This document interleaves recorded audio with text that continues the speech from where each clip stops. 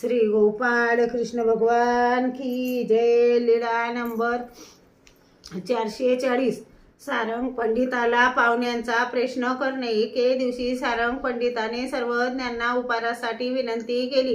सर्वज्ञांनी विनंती स्वीकारली। सर्वज्ञांना दुपारचा पूजावसर झाला, तोपर्यंत जेवणाचे ताट आले नाही। मग बाईसा म्हणाली, देमाई जा आणि पहा बरं, अजून कसे ताट आले नाही। बाबांना जेवायला उशीर झाला।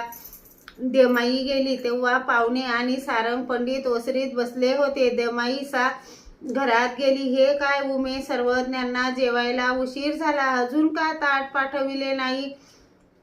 उमैसा म्हणाली, काय करू देमाई, पाहुणे आले, पाहुण्यांसाठी स्वयंपाक करायचा, सर्वज्ञांसाठी उपार तयार करायचा, म्हणून उशीर झाला। तेव्हा त्या पाहुण्याने विचारले, ताट कोणासाठी। सारंग पंडित म्हणाले, श्री चांगदेव राऊळ सर्वज्ञांसाठी। श्री चांगदेव राऊळ ते कोणते। मग सारंग पंडित म्हणाले, द्वारावतीकार। पाहुण्याने विचारले, त्यांच्यापासून सिद्धी होत असे, सुपाने हाणले की त्याला विद्या होत असे, खराट्याने हाणले की त्यांना मंत्र सिद्धी प्राप्त होत असे, तसे काही यांच्या ठिकाणी आहे का। सारंग पंडित म्हणाले, यांच्या ठिकाणी असे काही दिसत नाही। मग उमैसाने ताट केले। सारंग पंडित आणि देमाईसा ताट घेऊन आली।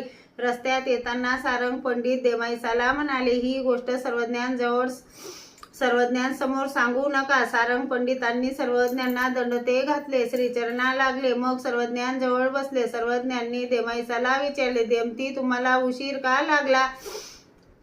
जी सारंग पंडिताकडे पाहुणे आले होते, मी गेली, हे काय उमे, अजून ताट का पाठवले नाही। सर्वज्ञांना जेवायला उशीर झाला।